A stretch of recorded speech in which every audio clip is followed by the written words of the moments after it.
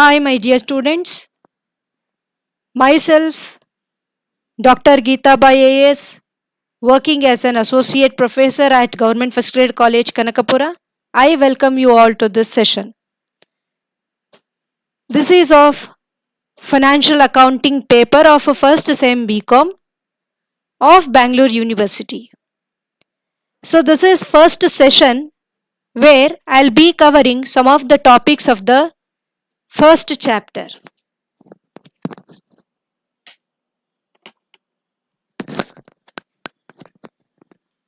In this session, I'll be covering about introduction, meaning and definition of accounting. So now let us move to the introduction of accounting. So accounting, it's not a new for us, and we also know that it is one of the language of business. Accounting is a language of business. So what is the language means? As we know, language is one of the means to share our thoughts, emotions, information or knowledge with any other person. Language ಬಗ್ಗೆ ಹೇಳ್ತಾ ಇದ್ದೀನಿ. Language ಅಂದ್ರೇನು? Language ಅಂದರೆ ಸಂವಹನ ಅಂದ್ರೇನು? ನಮ್ಮ ಆಲೋಚನೆಗಳನ್ನು, ಭಾವನೆಗಳನ್ನು, ಮಾಹಿತಿ ಅಥವಾ ಜ್ಞಾನವನ್ನು ಇತರರೊಂದಿಗೆ ಹಂಚಿಕೊಳ್ಳಲು ಇರುವಂತಹ ಒಂದು ಸಾಧನೆ. ಇದು ಬಹಳನೇ ಮುಖ್ಯವಾದದ್ದು ನಮ್ಮ ವ್ಯಕ್ತಿಗತ, ಸಾಮಾಜಿಕ ಮತ್ತು ವೃತ್ತಿಪರ ಜೀವನದಲ್ಲಿ ಅತ್ಯಂತ ಅವಶ್ಯಕವಾಗಿ ಬೇಕಾಗಿರುವಂಥದ್ದು. So language is one of the important means to communicate with others. So like that, even in the business also, there will be many informations which has to be shared with other people. So accounting is called as it is a language of business. With this, will be communicating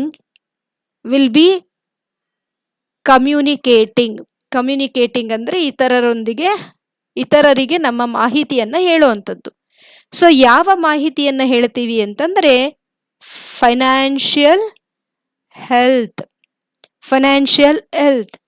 ಅಂದ್ರೆ ಯಾವ ರೀತಿ ನಮ್ಮ financial position ಇದೆ. So our financial position will be conveying the financial health of our organization. ನಮ್ಮ ಸಂಸ್ಥೆಯ financial position ಅನ್ನ ಇತರರೊಂದಿಗೆ ಹಂಚಿಕೊಳ್ಳೋದಿಕ್ಕೆ ಇರುವಂತಹ ಒಂದು ಸಾಧನವನ್ನ ಅಕೌಂಟಿಂಗ್ ಅಂತ ಕರಿತೀವಿ. ಹಾಗಾದ್ರೆ ಇತರರು ಬೇರೆಯವ್ರಿಗೆ ಹಂಚ್ಕೊಳ್ತೀವಿ ಅಂತ ಹೇಳಿದ್ನಲ್ಲ, ಯಾರೊಟ್ಟಿಗೆ ನಾವು ಈ ಒಂದು ಮಾಹಿತಿಯನ್ನ ಹಂಚ್ಕೊಳ್ತೀವಿ ಅನ್ನೋದನ್ನ ಹೇಳಿದೀನಿ ನೋಡಿ ಇಲ್ಲಿ. So we'll be communicating our financial information to the stakeholders. Stakeholders ಅಂದ್ರೆ owners of the company, investors, ಯಾರು ನಮ್ಮ ಸಂಸ್ಥೆಗೆ ಹಣಕಾಸನ್ನ ಒದಗಿಸಿದ್ದಾರೆ, ಇನ್ವೆಸ್ಟರ್ಸ್, ಕ್ರೆಡಿಟಾರ್ಸ್ ಅಂದ್ರೆ ಸಾಲವನ್ನ ಕೊಟ್ಟಿದ್ದಾರೆ, ಹಾಗೆ ಟು ದ ಗವರ್ನಮೆಂಟ್ ಅಥಾರಿಟೀಸ್. ಅಂದ್ರೆ ನಾವು ಇಲ್ಲಿ ಏನ್ ಹೇಳ್ತಾ ಇದ್ದೀವಿ, ಈ ಒಂದು ನಮ್ಮ ಫೈನಾನ್ಷಿಯಲ್ ಪೊಸಿಷನ್ ಅನ್ನ ಇವರೊಟ್ಟಿಗೆ ಹಂಚ್ಕೊಳ್ತೀವಿ. Owners, investors, creditors and the government. So owners and the investors they will be invested fund. ಅವರು ನಮ್ಮ ಒಂದು ಸಂಸ್ಥೆಯಲ್ಲಿ ಹಣಕಾಸನ್ನ ಹೂಡಿಕೆ ಮಾಡಿದ್ದಾರೆ. So they want to know our financial position. Creditors ನಮಗೆ ಸಾಲ ಕೊಟ್ಟಿದ್ದಾರೆ. So they need our financial informations. And the government authorities, they have to check whether we are paying proper tax or not, so that they are interested to know our financial position. So not only this plays a critical role in the planning, decision making and the control process of any business. So ಯಾವುದೇ ಬಿಸ್ನೆಸ್ಸಿನ planning ಆಗಿರ್ಬೋದು, decision making ಆಗಿರ್ಬೋದು, ಅಥವಾ controlling ಪ್ರೋಸೆಸ್ಸಲ್ಲಿ ಆಗಿರ್ಬೋದು, ಈ ಒಂದು ಅಕೌಂಟ್ಸಿನ ಮಾಹಿತಿ accounts ಬಹಳನೇ important ಆಗುತ್ತೆ. ಅಕೌಂಟ್ಸಿಂದ ನಾವು financial health of the company ಗೊತ್ತಾಗುತ್ತೆ ನಮಗೆ. ಹಾಗೆ ಗೊತ್ತಾಗೋದ್ರಿಂದ ನಾವು ಸರಿಯಾದ ರೀತಿಯಲ್ಲಿ ನಮ್ಮ ಸಂಸ್ಥೆಯ ಪ್ಲಾನಿಂಗ್ ಮಾಡ್ಬೋದು, ಡಿಸಿಷನ್ಸನ್ನು ತಗೊಳ್ಬೋದು, ಮತ್ತೆ ಕಂಟ್ರೋಲನ್ನು ಕೂಡ ಮಾಡ್ಬೋದು. ಸೊ ಈಗ ನಿಮಗೆ ಅಕೌಂಟ್ಸ್ ಅಂದರೆ ಏನು ಅಂತ ಗೊತ್ತಿರುತ್ತೆ. ಸೊ ಅಕೌಂಟ್ಸ್ ಅಂತಂದರೆ it is A language of business which we use to communicate our financial health. I mean our organization's financial health to various stakeholders such as owners, investors, creditors and the government authorities. Okay. So after knowing what is accounting, let us now move to understand what is the meaning of accounting. Okay. So ಇದನ್ನ ಈಗ already ತಾವು PUC ಯಲ್ಲಿ ಓದಿರ್ತೀರ. Accounting ಅಂದ್ರೆ ಏನು ಅನ್ನೋದನ್ನ ಈಗ already ತಿಳ್ಕೊಂಡಿರ್ತೀರ. ಈಗ ಮತ್ತೊಮ್ಮೆ ಇದ್ರ ಒಂದು ರಿವಿಷನ್ ಅನ್ನ ಮಾಡಿ ಅರ್ಥ ಮಾಡಿಕೊಂಡು ಮುಂದಿನ ಈ ಒಂದು ಚಾಪ್ಟರಿನ ಮುಂದಿನ ಟಾಪಿಕ್ಸ್ ಅನ್ನ ಅರ್ಥ ಮಾಡ್ಕೊಳ್ಳೋಣ. ಓಕೆ. ಸೊ ಅಕೌಂಟಿಂಗ್ ಅಂದ್ರೆ ಏನು? It is a systematic process. So systematic ಅಂದ್ರೇನು? We have certain rules and regulation which has to be followed in a systematic manner. Accounts ಅನ್ನ ಮಾಡಬೇಕಾದ್ರೆ ಹೇಗಾದ್ರೆ ಆಗ ಮಾಡೋದಲ್ಲ, ಒಂದು ಸಿಸ್ಟಮ್ಯಾಟಿಕ್ ಆಗಿ ಇದನ್ನ ಅಕೌಂಟ್ಸ್ ಅನ್ನ ಮಾಡಬೇಕಾಗತ್ತೆ. ಪ್ರೋಸೆಸ್ ಅಂದ್ರೆ one after the another. So ಒಂದು ಪ್ರೋಸೆಸ್ ಇರುತ್ತೆ, ಅಕೌಂಟ್ಸ್ ಅನ್ನ ಮಾಡಬೇಕಾದ್ರೆ ಒಂದು ಪ್ರೋಸೆಸ್ ಇರುತ್ತೆ. ಸೊ ಹಾಗಾದ್ರೆ ಈ ಪ್ರೋಸೆಸ್ ಏನು ಅನ್ನೋದನ್ನ ನಾವೀಗ ನೋಡ್ತಾ ಇದ್ದೀವಿ. ಈ ಪ್ರೋಸೆಸ್ ಅಲ್ಲಿ ಮೊದಲನೇದಾಗಿ ಬರುವಂತದ್ದು ಐಡೆಂಟಿಫೈಯಿಂಗ್ ಅಂದ್ರೆ ಏನು? ಸೊ ಈಗ ನಾವು ಅಕೌಂಟ್ಸ್ ಅಲ್ಲಿ ಏನ್ ಮಾಡ್ತೀವಿ? V record. ಸೊ ರೆಕಾರ್ಡ್ ಮಾಡ್ತೀವಿ. ಏನನ್ನ ರೆಕಾರ್ಡ್ ಮಾಡ್ತೀವಿ? Will be recording the financial transactions ಅನ್ನ ರೆಕಾರ್ಡ್ ಮಾಡ್ತೀವಿ.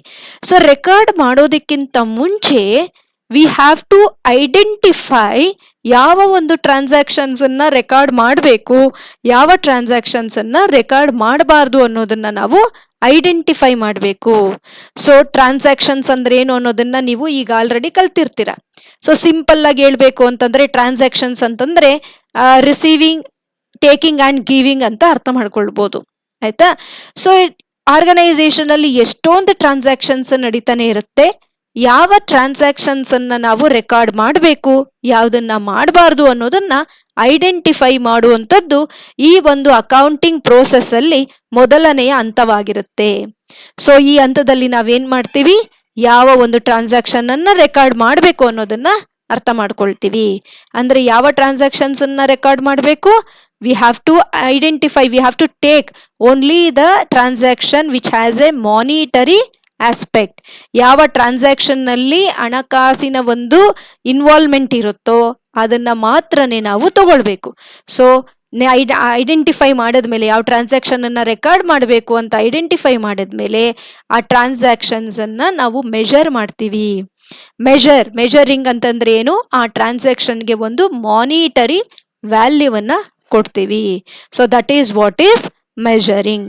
ಸೊ ಈಗ ನಾವು ಎರಡು ಹಂತಗಳನ್ನ ನೋಡಿದೀವಿ. ಒಂದು ಐಡೆಂಟಿಫೈಯಿಂಗ್, ಮತ್ತೊಂದು ಮೆಜರಿಂಗ್. ಅಂದ್ರೆ ಯಾವ ಟ್ರಾನ್ಸಾಕ್ಷನ್ ಅನ್ನ ರೆಕಾರ್ಡ್ ಮಾಡಬೇಕು ಅನ್ನೋದನ್ನ ಐಡೆಂಟಿಫೈ ಮಾಡಿ ಆ ಒಂದು ಟ್ರಾನ್ಸಾಕ್ಷನ್ಗೆ ನಾವು ಒಂದು ಮಾನಿಟರಿ ವ್ಯಾಲ್ಯೂವನ್ನ ಕೊಟ್ಟಿದ್ದೀವಿ. ಅದನಂತರ ಏನ್ ಮಾಡಬೇಕು? ಸೊ ಅದನ್ನ ರೆಕಾರ್ಡ್ ಮಾಡಬೇಕು. We have to record. ಈಗ ನೋಡಿ, ಒಂದು ಟ್ರಾನ್ಸಾಕ್ಷನ್ ಅಂತ ತಗೊಳ್ಳೋಣ. ವಿ ಹ್ಯಾವ್ ಸೋಲ್ಡ್ ಗೂಡ್ಸ್ ಅನ್ನ ಸೇಲ್ ಮಾಡ್ತಾ ಇದ್ದೀವಿ. We have sold goods. So goods ಅನ್ನ ಸೇಲ್ ಮಾಡಿದೀವಿ. ಇದು ಒಂದು ಟ್ರಾನ್ಸಾಕ್ಷನ್. ಇದನ್ನ ಐಡೆಂಟಿಫೈ ಮಾಡಿದೀವಿ. ಎಸ್, ಇದನ್ನ ಅಕೌಂಟ್ಸ್ ಅಲ್ಲಿ ರೆಕಾರ್ಡ್ ಮಾಡಬೇಕು ಅನ್ನೋದನ್ನ ಐಡೆಂಟಿಫೈ ಮಾಡಿದೀವಿ. ಆಫ್ ₹10,000 ಇದಕ್ಕೆ ಒಂದು ಈಗ ಮೆಜರ್ಮೆಂಟ್ ಅನ್ನ ಕೊಟ್ಟಿದ್ದೀವಿ, ಮಾನಿಟರಿ ವ್ಯಾಲ್ಯೂವನ್ನ ಕೊಟ್ಟಿದ್ದೀವಿ. So this is one transaction which has to be recorded. ಆಯ್ತಾ? ಸೊ ಈಗ ರೆಕಾರ್ಡ್ ಮಾಡ್ಬೇಕು. ಇದನ್ನ ರೆಕಾರ್ಡ್ ಮಾಡ್ಬೇಕಾದ್ರೆ ಹೇಗ್ ಮಾಡ್ತೀವಿ? Will have a day book ಅಂತ ಇರುತ್ತೆ. ಅಂದ್ರೆ ಪ್ರತಿದಿನ ನಾವು ರೆಕಾರ್ಡ್ ಮಾಡುವಂಥದ್ದು, ಪ್ರತಿದಿನ ಆಗುವಂತಹ ಎಲ್ಲಾ ಟ್ರಾನ್ಸಾಕ್ಷನ್ಸ್ ಗಳನ್ನ ರೆಕಾರ್ಡ್ ಮಾಡುವಂಥದ್ದು, ಇದನ್ನ ಜರ್ನಲ್ ಅಂತ ಕೂಡ ಕರಿತೀವಿ.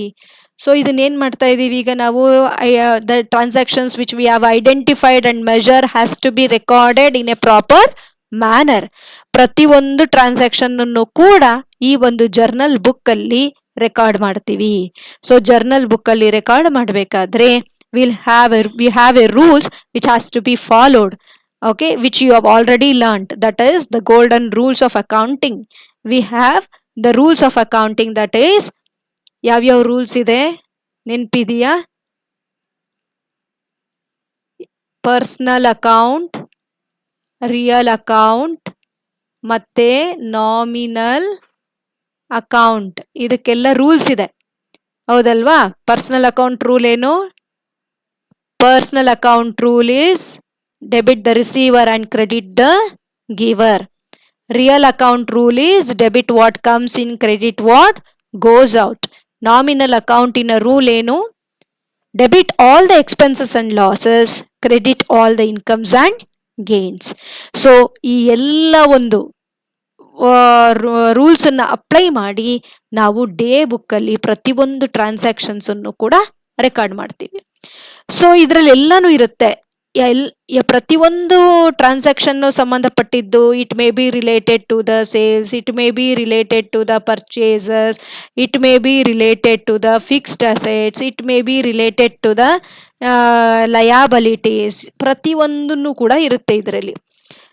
ಸೊ ಆಮೇಲೆ ಏನ್ ಮಾಡಬೇಕು ನಾವು ಅಂತಂದ್ರೆ, ಪ್ರತಿಯೊಂದು ಟ್ರಾನ್ಸಾಕ್ಷನ್ ಕೂಡ ಡೇ ಬುಕ್ ಅಲ್ಲಿ ರೆಕಾರ್ಡ್ ಮಾಡಿದ ನಂತರ ಅದನ್ನ ಕ್ಲಾಸಿಫೈ ಮಾಡಬೇಕು. ಅಂದ್ರೆ ಈ ಸೇಲ್ಸ್ಗೆ ಸಂಬಂಧಪಟ್ಟಿದ್ದೆಲ್ಲ ಸೇಲ್ಸ್ ಬುಕ್ಗೆ ಟ್ರಾನ್ಸ್ಫರ್ ಮಾಡಬೇಕು, ಈ ಪರ್ಚೇಸಸ್ಗೆ ಸಂಬಂಧಪಟ್ಟಿದ್ದೆಲ್ಲ ಪರ್ಚೇಸಸ್ಗೆ ಟ್ರಾನ್ಸ್ಫರ್ ಮಾಡಬೇಕು. ಹಾಗಾಗಿ ಈ ಡೇ ಬುಕ್ ಅಂದ ಏನ್ ಮಾಡ್ತೀವಿ ನಾವು? ಈ ಡೇ ಬುಕ್ ಅಂದ ಎಲ್ಲವನ್ನು ಕೂಡ ಕ್ಲಾಸಿಫೈ ಮಾಡ್ತಾ ಹೋಗ್ತೀವಿ. ಕ್ಲಾಸಿಫೈ, ಸೊ ಇಲ್ಲಿ ಒಂದು ಸೇಲ್ಸ್ಗೆ ಒಂದು ಬುಕ್ ಇಟ್ಟಿರ್ತೀವಿ, ಪರ್ಚೇಸಸ್ಗೆ ಒಂದು ಬುಕ್ ಇಟ್ಟಿರ್ತೀವಿ, ಡೆಟಾರ್ಸ್ಗೆ ಒಂದಿರುತ್ತೆ, ಕ್ರೆಡಿಟಾರ್ಸ್ಗೆ ಒಂದಿರುತ್ತೆ, ಬ್ಯಾಂಕಿಗೆ ಒಂದಿರುತ್ತೆ. ಸೊ ಇದನ್ನ ಏನಂತ ಕರಿತೀವಿ? ಕ್ಲಾಸಿಫೈಯಿಂಗ್ ಅಂತ ಕರಿತೀವಿ.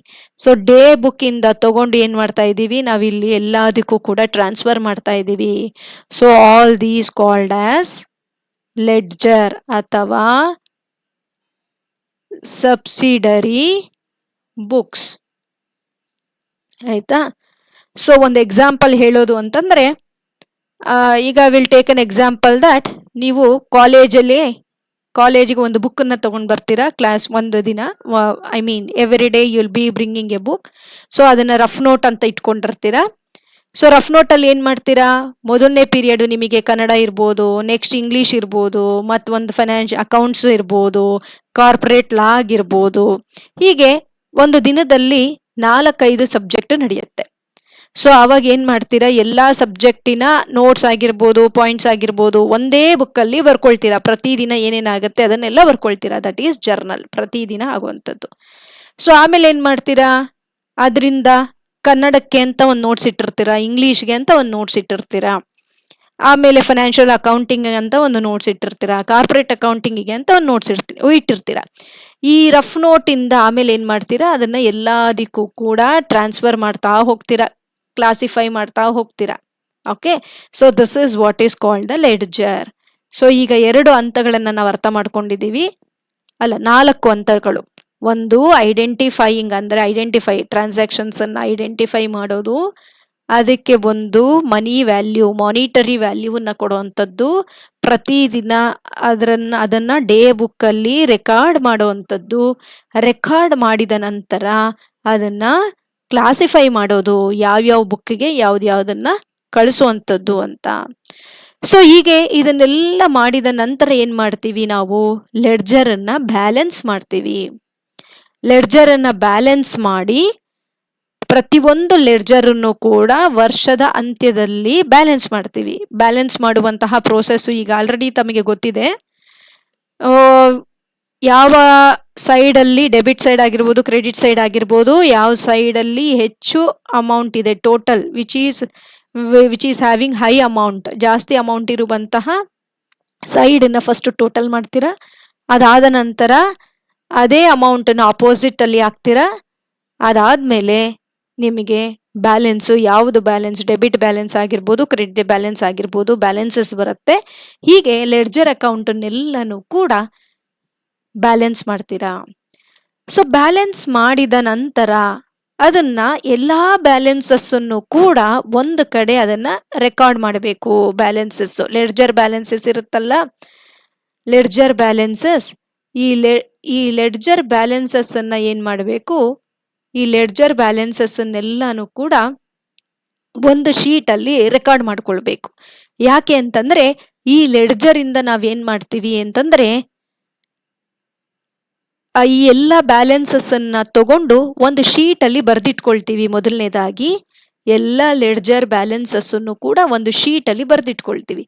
ಆ ಶೀಟ್ಗೆ ಏನಂತ ಕರಿತೀವಿ ನಾವು, ಟ್ರಯಲ್ ಬ್ಯಾಲೆನ್ಸ್ ಅಂತ ಕರಿತೀವಿ. ಆಯ್ತಾ. ಈ ಟ್ರಯಲ್ ಬ್ಯಾಲೆನ್ಸಸ್ ಅಲ್ಲಿ ಎಲ್ಲಾ ಲೆಡ್ಜರಿನ ಬ್ಯಾಲೆನ್ಸಸ್ ಅನ್ನು ಕೂಡ ರೆಕಾರ್ಡ್ ಮಾಡ್ತೀವಿ. ದಟ್ ಈಸ್ ಸಾಮರೈಸ್ ಎಲ್ಲಾನು ಒಂದು ಕಡೆ ತಗೊಂಡ್ ಬಂದ್ವಿ.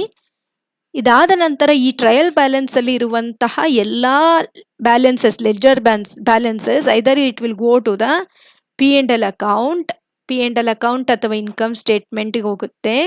ಮತ್ತು ಉಳಿದಂತೆ ಇನ್ನೆಲ್ಲಾನು ಕೂಡ ಬ್ಯಾಲೆನ್ಸ್ ಶೀಟಿಗೆ ಹೋಗುತ್ತೆ. ಅಂದರೆ ಈ ಟ್ರಯಲ್ ಬ್ಯಾಲೆನ್ಸ್ ಅಲ್ಲಿ ಏನೇನಿರುತ್ತೆ, ಎಲ್ಲ ಲೆಡ್ಜರ್ ಅಕೌಂಟ್ ಅಂದ್ರೆ ಇನ್ಕಮ್ಗೆ ಸಂಬಂಧಪಟ್ಟಿದ್ದಾಗಿರ್ಬೋದು, ಗೇನ್ಸ್ಗೆ ಸಂಬಂಧಪಟ್ಟಿದ್ದಾಗಿರ್ಬೋದು, ಎಕ್ಸ್ಪೆನ್ಸಸ್ಗೆ ಸಂಬಂಧಪಟ್ಟಿದ್ದಾಗಿರ್ಬೋದು, ಮತ್ತೆ ಲಾಸಸ್ಗೆ ಸಂಬಂಧಪಟ್ಟಿದ್ದಾಗಿರ್ಬೋದು, ಅಸೆಟ್ಸ್ಗೆ ಸಂಬಂಧಪಟ್ಟಿದ್ದಿರ್ಬೋದು, ಲಯಾಬಿಲಿಟೀಸ್ಗೆ ಸಂಬಂಧಪಟ್ಟಿದ್ದಿರ್ಬೋದು. ಈ ಎಲ್ಲದರ ಬ್ಯಾಲೆನ್ಸಸ್ಸು ಕೂಡ ಈ ಟ್ರಯಲ್ ಬ್ಯಾಲೆನ್ಸ್ ಅಲ್ಲಿ ಇರುತ್ತೆ. ಸೊ ಆಮೇಲೆ ಏನ್ ಮಾಡ್ತೀವಿ, ಈ ಎಕ್ಸ್ಪೆನ್ಸಸ್, ಇನ್ಕಮ್ಸು P&L ಅಕೌಂಟ್ಗೆ ಕಳಿಸ್ತೀವಿ, ಗೇನ್ಸು P&L ಅಕೌಂಟಿಗೆ ಕಳಿಸ್ತೀವಿ, ಎಕ್ಸ್ಪೆನ್ಸಸ್ಸು P&L ಕಳಿಸ್ತೀವಿ, ಮತ್ತೆ ಲಾಸಸ್ಸು ಕೂಡ ನಾವು P&Lಗೆ ಕಳಿಸ್ತೀವಿ. ಈ ಅಸೆಟ್ಸ್ ಮತ್ತೆ ಲಯಾಬಿಲಿಟೀಸ್ಗೆ ಸಂಬಂಧಪಟ್ಟಿದ್ದೆಲ್ಲವೂ ಕೂಡ ಬ್ಯಾಲೆನ್ಸ್ ಶೀಟ್ಗೆ ಕಳಿಸ್ತೀವಿ. That is what is summarising. ಅದಾದ್ಮೇಲೆ ಸಮರೈಸ್ ಆದ್ಮೇಲೆ ಅನಲೈಸ್ ಮಾಡ್ತೀವಿ. ಅನಲೈಸ್ ಅಂದ್ರೆ P&L ಅಕೌಂಟ್ ಪ್ರಿಪೇರ್ ಮಾಡಿದೀವಿ ನಾವೀಗ, ಬ್ಯಾಲೆನ್ಸ್ ಶೀಟ್ ಅನ್ನ ಪ್ರಿಪೇರ್ ಮಾಡಿದೀವಿ. ಸೊ ಈ P&L ಅಕೌಂಟ್ ಅಥವಾ ಇನ್ಕಮ್ ಸ್ಟೇಟ್ಮೆಂಟ್ ಇದು ಏನ್ ಹೇಳುತ್ತೆ ನಮಗೆ ಅಂತಂದ್ರೆ, ಕಂಪನಿಯ ನಿವ್ವಳ ಲಾಭ, net profit or net loss, company ಲಾಭದಲ್ಲಿದೆಯಾ, ನಷ್ಟದಲ್ಲಿದೆಯಾ, ಲಾಭ ಆಗಿದ್ರೆ ಎಷ್ಟಾಗಿದೆ, ನಷ್ಟ ಆಗಿದ್ರೆ ಎಷ್ಟಾಗಿದೆ ಅನ್ನೋದನ್ನ ನಮಗೆ ತಿಳಿಸ್ಕೊಡುತ್ತೆ. So this is called the final accounts, financial statements. These are called the financial statements. With this financial statement we can understand the financial position of the company. So ನಮಗೆ ಬ್ಯಾಲೆನ್ಸ್ ಶೀಟ್ ನೋಡಿದಾಗ ಕಂಪನಿಯಲ್ಲಿ ಎಷ್ಟು assets ಇದೆ, ಎಷ್ಟು liabilities ಇದೆ, ಯಾವ asset ಎಷ್ಟಿದೆ ಅನ್ನೋದು ನಮಗೆ ಅರ್ಥ ಆಗುತ್ತೆ. This is what is we are summarising, analysing and analyse ಮಾಡಿದ್ವಿ. ಇದನ್ನ ಅನಲೈಸ್ ಮಾಡಿದ ನಂತರ ಏನ್ ಮಾಡಿದ್ವಿ, ಇಂಟರ್ಪ್ರಿಟ್, ಇಷ್ಟಿದೆ, ಇದು ಇಷ್ಟಿದೆ, ಲಾಭ ಇಷ್ಟಿದೆ, ನಷ್ಟ ಇಷ್ಟಿದೆ, ಅಸೆಟ್ ಇಷ್ಟಿದೆ ಅನ್ನೋದನ್ನ ಇಂಟರ್ಪ್ರಿಟ್ ಮಾಡಿ ಅದನ್ನ ಆ ಒಂದು ಇನ್ಫಾರ್ಮೇಶನ್ ಅನ್ನ ಏನ್ ಮಾಡಿದ್ವಿ, ವಿ ಕಮ್ಯುನಿಕೇಟ್ ಮಾಡಿದ್ವಿ. ಓಕೆ. ಸೊ ಇನ್ಫಾರ್ಮೇಶನ್ಸ್ನೆಲ್ಲ ಏನ್ ಮಾಡಿದ್ವಿ, ನಾವು ಕಮ್ಯುನಿಕೇಟ್ ಮಾಡಿದ್ವಿ. ಸೊ ಈ ಎಲ್ಲವೂ ಕೂಡ ಪ್ರೋಸೆಸ್ ಆಫ್ ಅಕೌಂಟಿಂಗ್ ಅಲ್ಲಿ ಬರುವಂತಹ ಹಂತಗಳು. ಒಂದಾದ ನಂತರ ಒಂದನ್ನ ಆರ್ಗನೈಸ್ಡ್ ಆಗಿ, ಸಿಸ್ಟಮ್ ಆಗಿ ನಾವು ಮಾಡ್ತಾ ಹೋಗ್ತೀವಿ. ಮತ್ತೊಂದ್ಸರಿ ಎಲ್ಲ ಹಂತವನ್ನ ನಾವೀಗ ಅರ್ಥ ಮಾಡ್ಕೊಳ್ಳೋಣ. ಓಕೆ.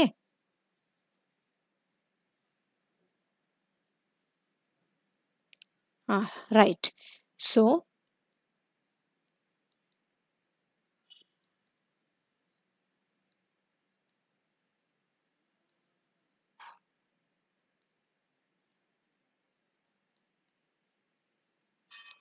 ಈ ಪೆನ್ನನ್ನ ಇದನ್ನ ರೆಕಾರ್ಡ್ ಮಾಡೋದಿಕ್ಕೆ, ಈ ಕಂಟೆಂಟ್ ಮಾಡೋದಿಕ್ಕೆ ಅಂತಾನೆ ತಗೊಂಡಿದ್ದೀನಿ.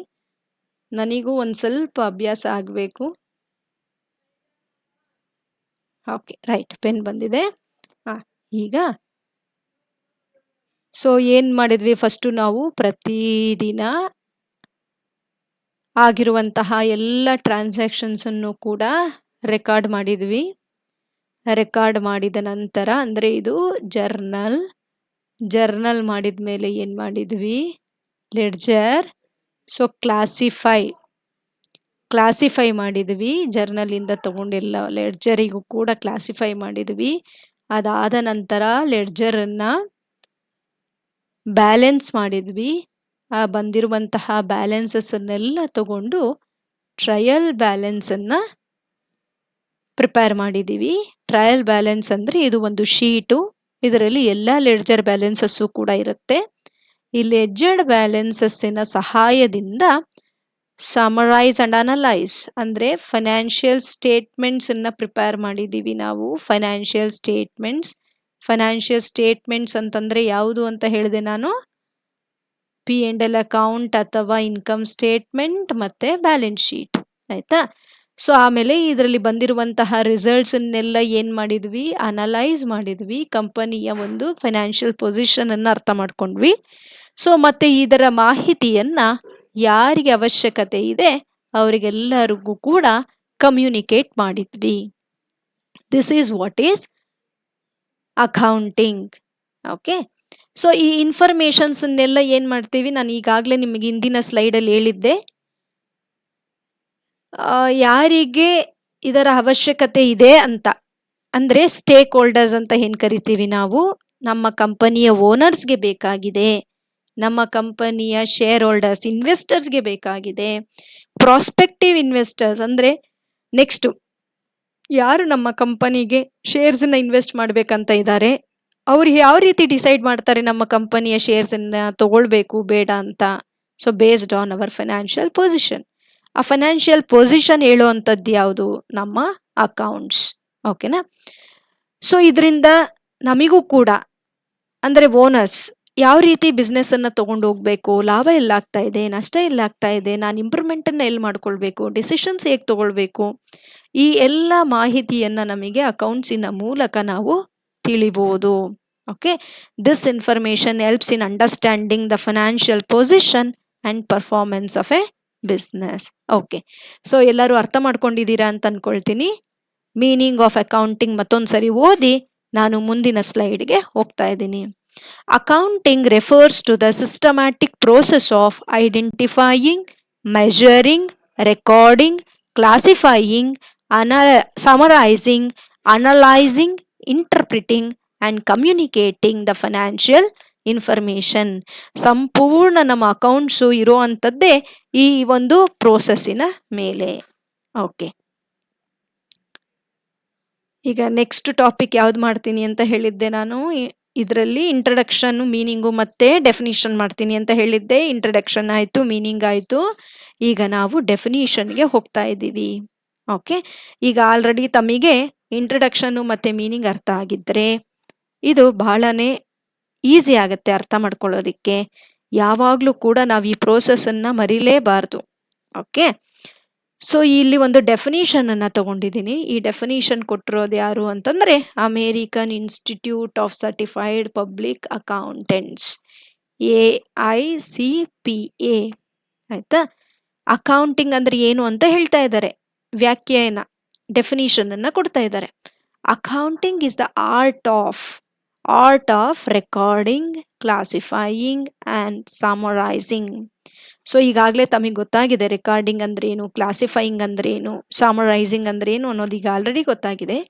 ಇನ್ ಎ ಸಿಗ್ನಿಫಿಕೆಂಟ್ ಮ್ಯಾನರ್ ಅಂದರೆ ಒಂದು ಸಿಸ್ಟಮ್ಯಾಟಿಕ್ ಆಗಿ ರೂಲ್ಸು. ಡೆಬಿಟ್ ಅಂದರೆ ಹೇಗೆ ಮಾಡಬೇಕು, ಕ್ರೆಡಿಟ್ ಅಂದ್ರೆ ಏನು, ಸೊ ಈ ಒಂದು ಸಿಸ್ಟಮ್ಯಾಟಿಕ್ ಮ್ಯಾನರಲ್ಲಿ ಇದನ್ನು ಮಾಡಬೇಕು. And in terms of money ಅಂದ್ರೇನು, ಒಂದು ಹಣಕಾಸಿನ ಟ್ರಾನ್ಸಾಕ್ಷನ್ಸನ್ನು, ಹಣಕಾಸಿನ ಅಂದರೆ ಹೇಳಿದ್ನಲ್ವ ಮೆಜರಿಂಗ್ ಅಂತ ಹೇಳಿದ್ನಲ್ಲ. ಸೊ ಯಾವ ಟ್ರಾನ್ಸಾಕ್ಷನ್ಸಿಗೆ ಹಣಕಾಸಿನ ಒಂದು ವ್ಯಾಲ್ಯೂ ಇರುತ್ತೋ ಅದನ್ನು in terms of money. Transactions and events which are in part at least of financial character. ಅಂದ್ರೆ ಏನು ಹೇಳ್ತಾ ಇದ್ದಾರೆ, ಸೊ ಯಾವ ಟ್ರಾನ್ಸಾಕ್ಷನ್ಸು ಮತ್ತು ಇವೆಂಟ್ಸು ಫೈನಾನ್ಷಿಯಲ್ ಮಾನಿಟರಿ ವ್ಯಾಲ್ಯೂ ಇರುತ್ತೋ ಅಂತಹ ಒಂದು ಟ್ರಾನ್ಸಾಕ್ಷನ್ಸನ್ನು ರೆಕಾರ್ಡ್ ಮಾಡುವಂತಹ, ಕ್ಲಾಸಿಫೈ ಮಾಡುವಂತಹ, ಸಮರೈಸ್ ಮಾಡುವಂತಹ ಒಂದು ಆರ್ಟನ್ನು ಅಕೌಂಟಿಂಗ್ ಅಂತ ಕರಿತೀವಿ. ಆಮೇಲೆ ಏನು ಮಾಡ್ತೀವಿ, ಇದನ್ನು interpreting the results thereof, ಅದರಿಂದ ಬರುವಂತಹ ರಿಸಲ್ಟ್ಸ್, ಏನು ರಿಸಲ್ಟ್ಸ್ ಬರುತ್ತೆ ಅದನ್ನು ಇಂಟರ್ಪ್ರಿಟ್ ಮಾಡ್ತೀವಿ. This is what is accounting. ಆಯಿತಾ? ಈಗ ನಾವು ಈ ಸೆಷನ್ನಲ್ಲಿ ಅಕೌಂಟ್ಸ್ ಅಂದರೆ ಏನು ಅನ್ನೋದನ್ನು ಅರ್ಥ ಮಾಡ್ಕೊಂಡಿದ್ದೀವಿ. ಸೊ 3 ಟಾಪಿಕ್ಸನ್ನು ಕವರ್ ಮಾಡಿದ್ದೀವಿ. ಇದರಿಂದ ತಮಗೆ ಬಹಳ ಮುಖ್ಯವಾಗಿ ಅಕೌಂಟ್ಸ್ ಅಂದ್ರೇನು ಅನ್ನೋದು ಅರ್ಥ ಆಗಿರುತ್ತೆ. ಮತ್ತು ಎಕ್ಸಾಮಿನೇಷನ್ ಪಾಯಿಂಟ್ ಆಫ್ ವ್ಯೂ ಹೇಳಬೇಕು ಅಂತಂದರೆ ಮೀನಿಂಗ್ ಆಫ್ ಅಕೌಂಟಿಂಗ್ ಮತ್ತು ಡೆಫಿನಿಷನ್ ಆಫ್ ಅಕೌಂಟಿಂಗ್ ಸೆಕ್ಷನ್ ಎಗೆ 2 ಮಾರ್ಕ್ಸ್ಗೆ ಕೊಡಬಹುದಾದಂತಹ ಪ್ರಶ್ನೆ. ಆಯಿತಾ? ಸೊ ಈಗ ನೀವು ಪ್ರಿಪ್ರೇಷನ್ಸ್ಗೆ ಏನು ಮಾಡಬೇಕು ಅಂತಂದರೆ ಮೀನಿಂಗನ್ನು ಮತ್ತು ಡೆಫಿನಿಷನನ್ನು ಓದ್ಕೊಂಡು 1-2 ಸಾರಿ ನೋಡ್ದೇನೆ ಬರೀರಿ, ಆಗ ನಿಮಗೆ ನೆನಪಲ್ಲಿ ಉಳಿಯುತ್ತೆ.